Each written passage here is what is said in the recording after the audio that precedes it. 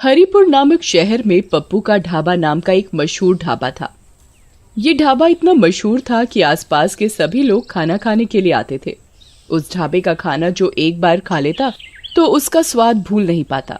अगर कोई भी उस गांव में किसी भी काम से आता तो उस ढाबे का खाना खाए बगैर नहीं जाता। जितना ही वो ढाबा दिन पर दिन मशहूर होता जा रहा था, उतना ही उस ढाबे के मालिक का भी घमंड बढ़ता जा रहा था। अगर ढाबे का खाना बच जाता तो उसे उस खाने को फेंकना मंजूर था, लेकिन किसी जानवर या भूखे भिखारी को मुफ्त में देना मंजूर नहीं था। एक दिन की बात है, एक भिखारी उस ढाबे के पास से जा रहा था। वो काफी भूखा था। उसने बहुत दिनों से कुछ नहीं खाया था, तो वो ढाबे के मालिक के पास गया। मालिक, कुछ खाने को दे दो, बहुत भूख लगी है, बहुत भूख लगी है बाबूजी, कुछ खाने को दे दो। अरे जा जा, आगे जा, कुछ नहीं मिलेगा। कुछ दे दो खाने को, बहुत दिनों से कुछ खाया नहीं है, बहुत भूख लगी है बाबूजी। सुबह सुबह पता नहीं कहां कहां से आ जाते हैं मुंह उठा के, सारा दिन खराब कर दिया। रामू, ओ रामू, इसे बाहर तो निकाल। रामू भिखारी को ढाबे से धक्के मार मार कर निकाल देता है, पर मालिक को भिखारी के ऊपर जरा भी दया नहीं आती और भिखारी भूख के मारे बेहोश हो जाता है। मालिक, ये तो बेहोश हो गया है। तो मैं क्या करूं? इसे तू दुकान के सामने से हटा, ग्राहक के आने का टाइम हो रहा है। जी मालिक। मालिक, मालिक, लगता है ये मर गया। अरे ये क्या बोल रहा है? मालिक, मैं सही बोल रहा हूँ। तुम एक काम करो, इसे जो ढाबे के पीछे कुआं है उसमें फेंक दो और किसी को कुछ पता भी नहीं चलेगा। जी मालिक। रामू, किसी को कुछ पता तो नहीं चला? किसी ने देखा तो नहीं? नहीं मालिक। आज का तो दिन ही खराब गया। और कोई ज्यादा ग्राहक भी नहीं आए। कल सभी टाइम पर आ जाना, नहीं तो तुम्हारे पैसे काट लूंगा। जी मालिक। मालिक अपने सभी नौकरों को छुट्टी देकर वो भी अपने घर चला जाता है। मालिक को रास्ते में ऐसा लगता है जैसे कोई उसके पीछे पीछे चल रहा है। तभी मालिक रुक जाता है और पीछे देखने लगता है, पर वहाँ कोई नहीं होता। अरे मेरा वहम होगा। और वो चलने लगता है। तभी उसे अचानक कोई जोर से थप्पड़ मारता है। वो अपने चारों ओर देखता है, पर कोई नहीं था। वो जल्दी जल्दी चलने लगता है और अपने घर पहुँच जाता है। अरे भाग्यवान, जल्दी से खाना लगा दो, बड़े जोरों की भूख लगी है। जी अभी लाई। जैसे ही पत्नी खाना लेकर आती है, तभी भिखारी भूत उसकी पत्नी को जोर से धक्का देता है, जिसके कारण पत्नी के हाथ से सारा खाना गिर जाता है। अरे भाग्यवान, ये क्या किया? सारा खाना गिरा दिया। जी पता नहीं कैसे गिर गया, मुझे ऐसा लगा जैसे किसी ने मुझे धक्का दिया हो। आज का तो सारा दिन ही खराब गया। अगली सुबह मालिक अपने ढाबे पर काउंटर पर बैठा होता है। तभी एक ग्राहक आता है और कुर्सी पर बैठ जाता है और खाने का ऑर्डर देता है। रामू, जल्दी से खाना लेकर आओ। ये कैसा खाना है, इतना तीखा? क्या हुआ, खाना अच्छा नहीं है? ये कैसा खाना है? रामू, ओ रामू, आज तुमने ये कैसा खाना बनाया है?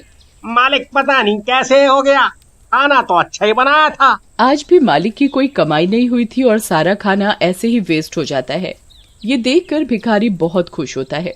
अगले दिन मालिक अपने नौकर से कहता है, आज ऐसा खाना बनाना कि लोग उंगलियां चाटते रह जाएं। और सभी नौकर और रामू खाना बनाने में लग गए। खाना बनकर तैयार हो जाता है। खाने की खुशबू तो अच्छी आ रही है। तभी ढाबे पर एक ग्राहक आता है। रामू, जल्दी से खाना लाओ भाई। वाह वाह वाह वाह, खाने की खुशबू तो अच्छी आ रही है। ग्राहक जैसे ही खाना खाने के लिए बैठता है, तभी उसकी थाली से अचानक रोटी गायब हो जाती है। अरे रोटी कहाँ गई? अभी तो थी। वो डर जाता है। वो रामू का आवाज लगाता है। रामू, रामू।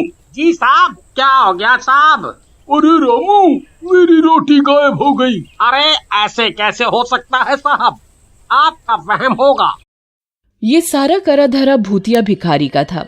वही सब ग्राहकों को परेशान और डरा रहा था।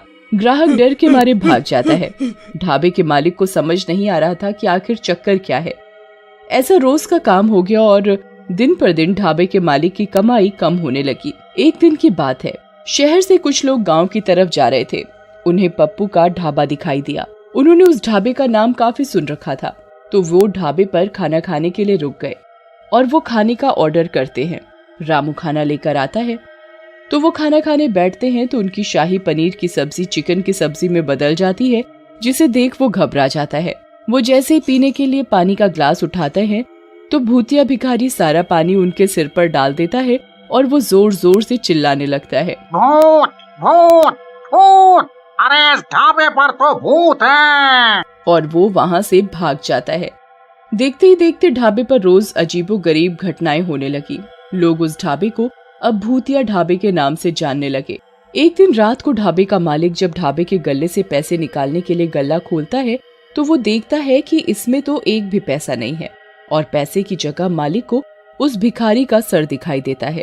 भूत भूत, अरे ये तो वही भिखारी का सर है जिसे मैंने कुएं में फेंकवा दिया था। फिर ये इधर आया तो आया कैसे? मालिक की आवाज सुनकर ढाबे के सारे लोग मालिक के पास एकत्रित हो जाते हैं। क्या हुआ भाई साहब, आप इतना घबराए हुए क्यों हैं? ये देखो, हमारे गल्ले में भूत है। यहाँ उस भिखारी की खोपड़ी रखी है और उधर से पैसे गायब हैं। ये सुन सारे लोग बहुत घबरा जाते हैं। अरे भाई साहब, ऐसा कैसे हो सकता है? जाओ, तुम एक बार गल्ला खोल के देख लो, तुम्हें वहाँ एक खोपड़ी मिलेगी। वो एक भूत है, भूत। वो आदमी मालिक की बात सुनकर ढाबे का गल्ला खोलता है, पर वहाँ ना तो कोई खोपड़ी होती है और साथ ही उधर उसके पैसे रखे होते हैं। अरे क्या भाई साहब, लगता है आपकी तबीयत ठीक नहीं है। आपने नींद में कोई सपना देख लिया है। आपको आराम करने की आवश्यकता है। अरे नहीं भैया, मैंने यहाँ सच में एक खोपड़ी देखी थी। मैं बिल्कुल सच बोल रहा हूँ। मालिक अपनी बात सबको मनवाने की कोशिश करता है, पर कोई उसकी बात नहीं सुनता और ना ही विश्वास करता है। तभी रामू मालिक के पास आता है।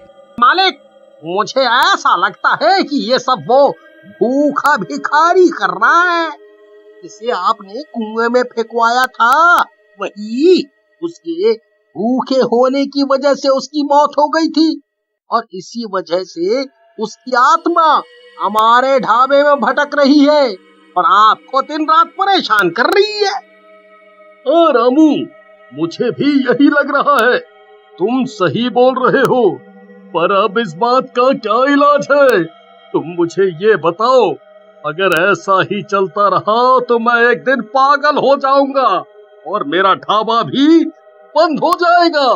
आप चिंता ना करिए मालिक, मैं एक बाबा को जानता हूँ। मैं आपको उनके पास लेकर चलूंगा। उनके पास हमारी परेशानी का कोई ना कोई हल जरूर होगा। ऐसा मेरा उनके ऊपर विश्वास है। मैंने उनका काफी नाम भी सुना है। वो सबकी परेशानी दूर कर देते हैं अपनी पूजा पाठ से। रामू और उसका मालिक अगले ही दिन बाबा के पास जाते हैं। वो बाबा को उधर जाकर सारी बात सच सच बताते हैं। ये तुमने क्या किया? तुमने एक भूखे भिखारी की जान ले ली। उसकी आत्मा भूख की वजह से ही तुम्हारे ढाबे में भटक रही है और तुम्हें परेशान कर रही है। बाबा जी, हमारी मदद करो, हमसे गलती हो गई। हम कभी नहीं करेंगे आगे से ऐसा। हमें माफ कर दो बाबा। बाबा अपनी शक्ति से उस भिखारी की आत्मा को बुलाता है। मुझे किसी ने परेशान किया तो मैं सबको मार डालूंगा। मुझे माफ कर दो, मुझसे गलती हो गई। मैं आगे से कभी किसी भी भिखारी को भूखा नहीं जाने दूंगा।